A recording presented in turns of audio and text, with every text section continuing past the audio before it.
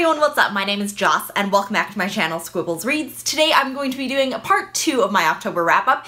If you missed part 1, it's probably because I uploaded at my regular time, 11 o'clock PST on Thursday, but then I had to take it down to correct a couple of things and then I re-uploaded it super early in the morning on Friday, so it was not at my regular time. So if you did miss it, I will link it in the card up there and also in the down bar below if you want to check it out after you finish this video. But like I mentioned in part 1, I did finish 18 books in the month of October and all of those books were 3 stars or above, so a really good reading month, my best reading month of the entire year. In part 1 I did review about half those books, so I'm going to be reviewing the other half of them today. So yeah, let's just dive right in. In October I read Daughter of the Burning City by Amanda Foody. This is a YA novel about our 16-year-old protagonist named Serena, and she has been the first illusion worker in hundreds of years, and this means that she can make illusions, which are basically like real life beings in the fact that they have personalities and bodies, and people can interact with them exactly the same way as they would interact with a person who is not an illusion. The illusions that she has made are just like her family, and they perform in what is called the Freak Show at the Gomorrah Festival, which she is a part of in a traveling circus city. One day, one of her illusions that is just like a part of her family is sadly murdered, and Serena is outraged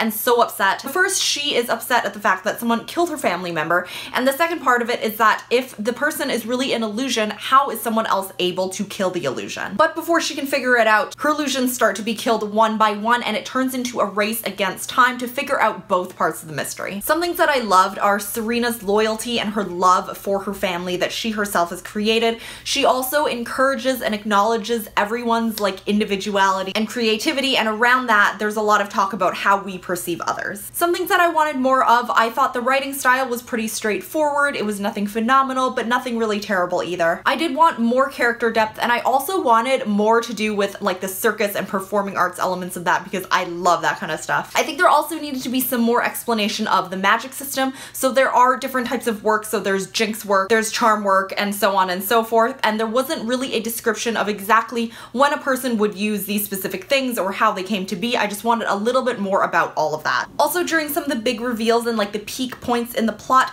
characters just realized things or suddenly saw things in certain people that were like there all along, and I found this really convenient. I don't like it when there is a bunch of convenience in a book, especially if it's a mystery, so I would have changed things up a little bit there. Something that I liked about this world is that there are characters of different sexualities. None of the characters in the book identified as words that we use in our world as versus their world, so I don't want to assign words to characters in the book. Overall, I did enjoy this. It's not something that I think will stay with me forever, but I liked it a lot and I gave it 3.25 stars. I also read Out by Natsuo Kirino. This is a Japanese thriller novel that I think has been the book that has been on my TBR for the longest. So this takes place in the suburbs of Tokyo, Japan, and there is a group of 4 women, and they work in a factory that makes pre-packaged box lunches on the night shift. One of the women has a really awful, abusive husband, and one night when he's being physically violent with her, she tries to defend herself and strangles him to death. So now she calls up her friends, the other 3 women that are in this group at the factory,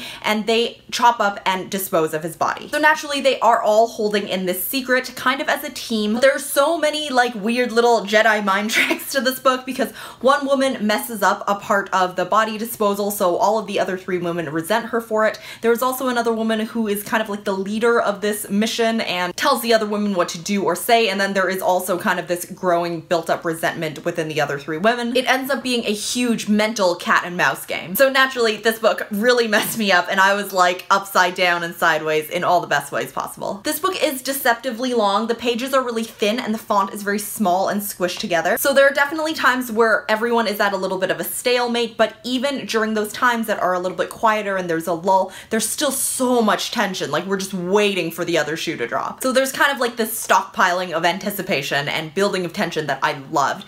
It also taught me a lot, being someone who lives in the States now, about people in Japan. So for example, one thing that I learned is there is a larger population of Brazilian immigrants in Japan, and the people who've moved there who are Brazilian have beliefs and ideas about the people who are Japanese and vice versa. We learn a little bit about the relationship between the 2 countries and the immigration that happens because there are employees of both nationalities at the factory. I also learned that given names, or like first names here in Japan, they can be rated on a scale of like flashy to not flashy, and people who have more flashy first names are deemed more showy, more self-absorbed, more arrogant, which I totally did not know. I mean, these people, it's mutually exclusive whether these people actually usually are those things, but I had no idea that you could judge someone based on their name. With that, there also seems to be like an underlying admiration for being like more humble and more simple and less like out there and being like me, me, me. There are also some fatmistic and homophobic comments that seem to be reflective of what the belief in society was like during that time, but they did not seem to be built in the narrative, and people seem to question it throughout the entire book. There are also stereotypes similar to those in North America about like the Freudian myth that women are more diagnosed with hysteria, and showing emotion in kind of like a loud way is really frowned down upon because it is associated with being a girl or a woman. And in the book there also seems to be this idea that the more women get older, the less desirable they become, not only in like the dating pool, but also at work. So for example, people seem to believe that older women in the workplace seem to produce less work and work of lower quality, which is something that I found really interesting. There is also discussion around workplace discrimination and harassment and unequal pay. I think there is kind of an underlying strength in the fact that all of these women bonded together. These women came together based on their creativeness, their hardiness, their willpower, their ability to hold things in, and all of these pressures combined led to the outcome of the book, which I thought was just so genius. I really, really liked this. It was good. It was heavy on the Jedi mind tricks. This is definitely one that I will never forget, and I gave it 4.5 stars. I also read What I Lost by Alexandra Ballard. This is a YA book about a 16-year-old girl named Elizabeth, and she has anorexia and she has been admitted to an eating disorder called Wallingfield. This goes through some of her experience there and her experiences in the past, both interacting with people like her mom and dad and her breakup with her last boyfriend. I don't have very complicated thoughts about this one, but some things that I liked about this are the emphasis on therapy and differentiating between individual and group and family therapy and all the effects and kind of activities that can take place there. I also liked that it really emphasized medically accurate information and delivering that in a way that was incorporated into the narrative here. It had a lot of terminology and all of the symptoms that were experienced by Elizabeth and the other people that were at Wallingfield. Overall, I thought it was a really solid read, a lot of merit. I gave it 4 stars. I'm super excited to talk about this next book. This was one of the ones that really kind of popped out of nowhere this month. This is called An Unseen Attraction by K.J. Charles, and this is a mystery/romance set in the Victorian era. So we have one of our protagonists, his name is Clem Taillefer, and he runs this lodging house. One of his lodgers is Rolly Green, and he is a taxidermist, and he's kind of introverted. He really keeps to himself, but they start to get closer and closer together, and they start to like flirt and have a little romantic thing going, and like I just love it. One day they find the dead body of one of the other men that is living in the lodging house, and they have to solve the mystery of who did it. So I think this book is absolutely amazing. The romance between Clem and Rolly was one of the most genuine romances that I have ever seen on the page of any book. It is a slow burning romance, so there is some flirting, there starts to be some physical stuff happening, but we really don't get to see the crux and the depth of the relationship until maybe 3/4 into the book, which is something that I really enjoyed. They do both have their own personality traits and background and history that influence how they approach and function in the relationship. So for example, we see Clem having a hard time and feeling anxious in situations that are loud, that there's a lot of sensory stimuli, so like flashing lights, people talking, and places that are really crowded, so people are also touching him and bumping him. It's a lot for him to handle, and he feels really overwhelmed. We also see him being discriminated against in a few situations because of the color of his skin. He is half British and half Indian. Rolly also has a difficult upbringing, especially with his family and with his parents, so we start to see some of that play into their relationship and some of their trepidations and where they may or may not have boundaries in the relationship. I thought that was all really well done. Something else that I enjoyed was that Rolly is a taxidermist, and that's a job that we don't really see very often in books, but that makes him very precise, it makes him very meticulous, and there was a lot of care around the fact that he did not obtain the animals purposefully or intentionally. They were animals that had died in a natural way that were brought into his office, and that he would never operate on an animal that had been killed intentionally for like an animal mount or taxidermy purposes. I also found the mystery very compelling, and the writing style was very reminiscent of this time, but it was very readable and it was perfect for all aspects of the story, I thought. So overall, I did give this one a 4 stars. I'm really excited for the rest of the series. This one just kind of snuck up on me. I've had it on NetGalley for a while, and I'm trying to up the NetGalley ratio, so I jumped into this one and it was so good, and I can't wait to finish the series. And of course, as tradition begs, we did finish the audiobook for the 3rd and final book in the Crazy Rich Asian series. This is called Rich People Problems by Kevin Kwan. I'm both happy and sad about this because I really wanted to figure out what happened to my favorite family in the whole world, but I also was really sad because this is the last book and it means that I don't get to have any more adventures with this family. When we started to approach like 90% 90% of this audiobook, I was like really conflicted because I was like, do I want to finish this last 10%? Because I know that when it's done, like it'll be done forever. So I was just like, I don't know what I want to do. I mean, obviously I did finish the book, but I can't tell you that it wasn't like a very overwhelming, anxious process for me.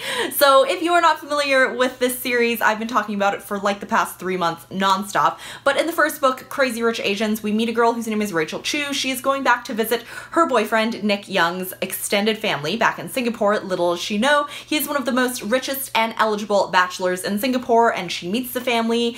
They're very, very rich, and hijinks ensue from there across the span of 3 different books. I think if I had to rate the 3 books, the first one is my favorite, then the third one, and then the second one is my least favorite, but I did really enjoy all of them. I won't give any of the plot away, but in this book we got to know a little bit more of the family history way back. So in like grandma's generation, we started to see some of that unfold, so I really liked putting together that big piece of the puzzle. It kind of like expanded the time that I got to know these characters, and it just made me love them that much more. I will say that there is a subplot that kind of toes the line between villainizing and not villainizing a character who has a significant mental health diagnosis. But in previous books, I did feel like they dealt with the symptoms respectfully, but this one kind of toed the line. So if you do get to this book, just know that that is there. Overall, I'm really happy because I have a new favorite series, but on the other hand, it's over, so. The next book that I'm going to review is called Chemistry by Wei Ko Wong. This is a book with a first-person unnamed Chinese narrator. She is 3 years into graduate school. She works in a chemistry lab working towards her PhD in a very rigorous university in Boston. Her research is not going the way that she or her supervisor wants it to. She's not generating any results, and her professor and advisor is extremely nitpicky. He expects a lot out of her, and she feels this mounting pressure from herself, from her parents,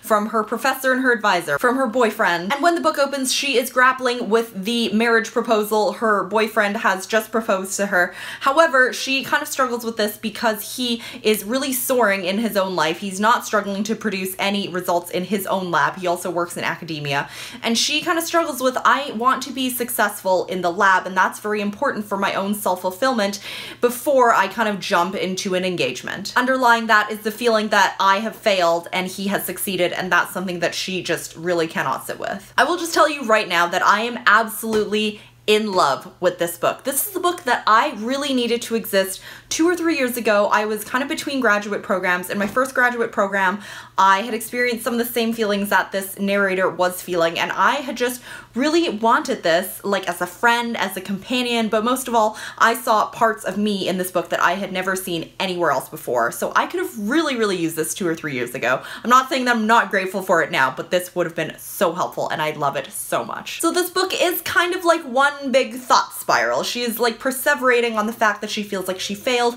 and all the reasons why she failed, and all the people that are expecting things from her, most importantly herself. You do kind of have to be in the mood for this one, but I was definitely in the mood for it, and my expectations were greatly exceeded there. So getting into more of the topics and ideas in this book, this touches upon the ins and outs of scientific research and the expectations of producing tangible empirical evidence. It talks about the ways pressure can affect people. So for example, there is another person that works in another lab at the university, and because his professor is so demanding of them, that person felt the need to falsify data in order to actually say that she produced something, and then the institution found out, and then they dismissed her, and she is no longer allowed to work in any graduate program or enter into any scientific lab. So the consequences are really significant and life-altering. We also see our narrator struggling because she comes from a family with a very collectivist point of view, and she weighs the impact of her decisions in her head also based on what her family will think and how they will affect her family, which is a little bit difficult to grapple with coming into a culture and working in a culture that has very individualistic values. She goes to counseling, and not only does she struggle when the counselor tries to get her to really sink into her body and feel things somatically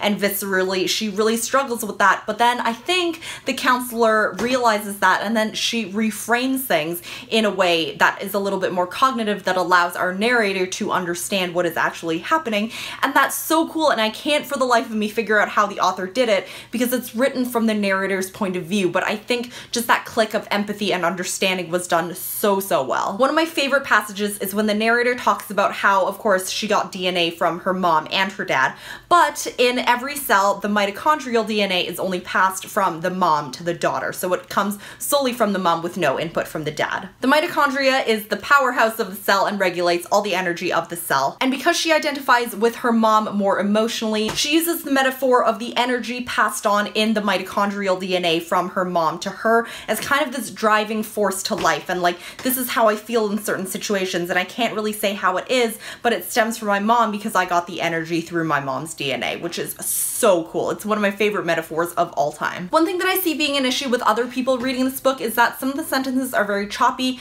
and they're fragmented, but I did ameliorate that by listening to the audiobook.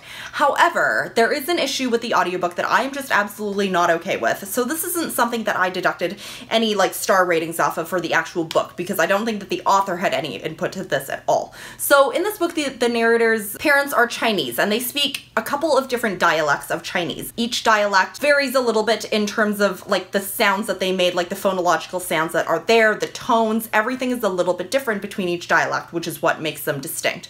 So the narrator in this book clearly did not speak any dialect of Chinese. So no matter what dialect was spoken, the words were not only just pronounced wrong phonetically, but they also had no variation in the tone, and basically it was like a person who only knew how to speak English trying to read Chinese words off a piece of paper. It totally just did disservice to our narrator's history, and I was so upset with it.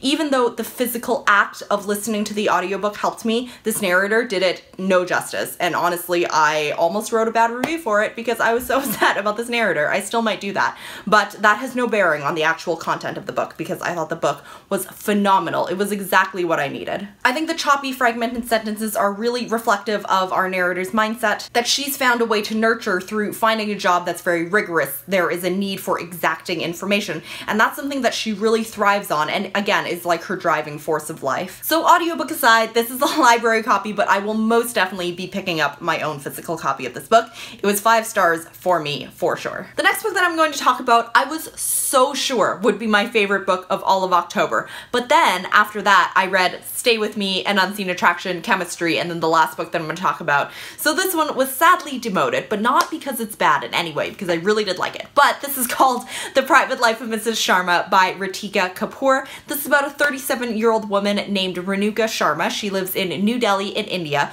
with her 15-year-old son Bobby and her mom and father-in-law in a very small apartment while her husband is away on business. He works in Dubai. Mrs. Sharma herself works as a receptionist in a medical office, and then one day she is riding the subway at a subway station where she meets a man, and then her relationship with this man takes different turns.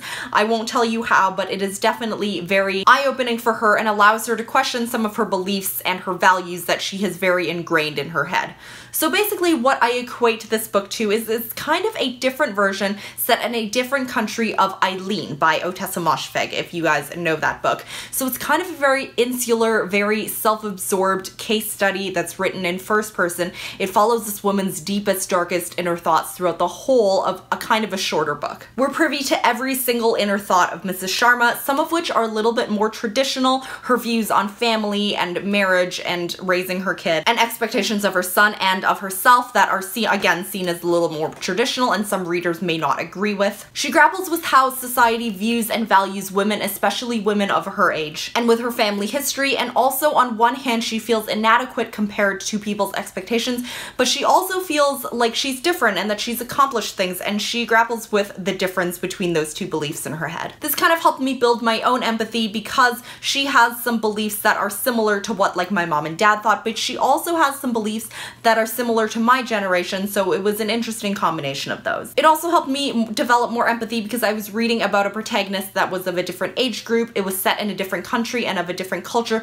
that is typically seen a lot in mainstream media, so it was about a woman that was not of the dominant discourse. There were a couple of twists in the last quarter of the book that took me off guard. It left me a little off kilter with a ton to think about, which is, you guys know that's something that I love, and I really enjoyed this book. I gave it 4 stars. And finally, I have my third 5-star book of the month. This book is amazing, you guys. This is called You Bring the Distant Near by Mitali Perkins. This is a YA book that spans 3 generations generations of a Bengali family and follows the lives of 5 different girls. They originated in Bangladesh, but then they moved to London and then later on moved to Queens, New York in the States. Like I mentioned, we do follow 5 girls and we meet them all when they are in their teens. But we see some of them grow into adulthood and beyond, and they are still present in the story even though the focus shifts onto teens of later generations, which is something that I absolutely loved because the scope of the story just became so huge and we got to know these characters so deeply over the span of literally their entire lives. The scope is so big, yet it highlights each individual when they are at that specific age, which I thought was so genius. Starting at the oldest generation, we have Rani Das, and we meet her when she is a teenager in Bangladesh, and she has 2 daughters, Tara and Sonia, and Rani is married to Rajiv, who is their dad, and he is like really dad goals because he's so kind, he's so warm, he's really just kind of accommodating to them and supportive when they go to school. It's really cool. Rani, on the other hand, is a little bit more stoic, but she is having a hard time accommodating to all of these new places that she is moving to. She doesn't speak the language very well, and there is a ton of uprooting and changing over the course of a very short period of her life. She begins with more traditional values, and this conflicts a little bit because Tara is very interested in movies and TV, and she starts to become obsessed with becoming just like one of the girls in The Brady Bunch, which is one of the popular TV shows when Tara was growing up. And Sonia, on the other hand, is more into reading. She becomes a really great advocate for women's rights at her school. It's also really important for her to have a good library wherever they move, which is like definitely something that I take into account whenever I move. And we move a generation down. We have Sonia's daughter, whose name is Chantal or Shanti, and Tara's daughter. They have moved to Mumbai, which is not a spoiler, and her daughter's name is Anna. And then Anna eventually does move to Queens. They start to become closer because they go to the same high school, and then that is when a lot of the social commentary of this book takes place, is through these 2 girls' experiences 3 generations down. Shanti is half Bengali and half black, and then we see Anna struggling with all the things about her immigration and starting a new school in the middle of the year, things like different clothes, different sports teams. We see the rights of girls who are immigrants at their high school, the rights of girls who dress modestly, and then during this time 9/11 took place, so then we start to see some Islamophobic beliefs crop up and how this family deals with them. Shanti also has a white boyfriend. His parents have more conservative beliefs. They are very rich. They have really nice cars, but we see them in a relationship and she struggles to bring up some of the issues of privilege because she really likes him, and she fears that if she brings these issues up, he might not like her as much anymore and it might have a negative impact on their relationship. But it's interesting because we see their differing beliefs work together in a relationship and how they grapple with them and work through them. This book reminds me of one of the points in Chimamanda Ngozi Adichie's TED Talk called The Danger of a Single Story, which is my favorite TED Talk of all time. This quote is that the single story creates stereotypes. And the problem with stereotypes is not that they are untrue, but that they are incomplete. They make the one story become the only story. I think that that goes for this book because we see 5 women of color in the same family, but each one has a different story. There are different details, different things about their personality that play into their experience. And this book does an amazing job of breaking down stereotypes while also simultaneously not ignoring or dismissing anyone's identity. We follow Rani throughout the entire book, and I think that her character arc is just, it's beautiful. Like, it's amazing. Her growth is incredible, and at the end of the book she has grandchildren. So we've seen Rani through the good majority of her life when we see her beliefs change and evolve and all the events that take place, and how important it is to listen to, even if she doesn't understand immediately, the beliefs of her daughters and her granddaughters. This is a phenomenal book regardless of whether you gravitate towards YA or not. I think everyone should read this book. It's so good. It's definitely one of the best that I've read this year, and of course I gave it 5 stars. So that is it for this video. This one was maybe even more long-winded than the part 1, but if you guys have not seen part 1, again, I will link it down below in the down bar for you guys to check out. Thank you guys so much for watching, and I will see you in my next video. Bye!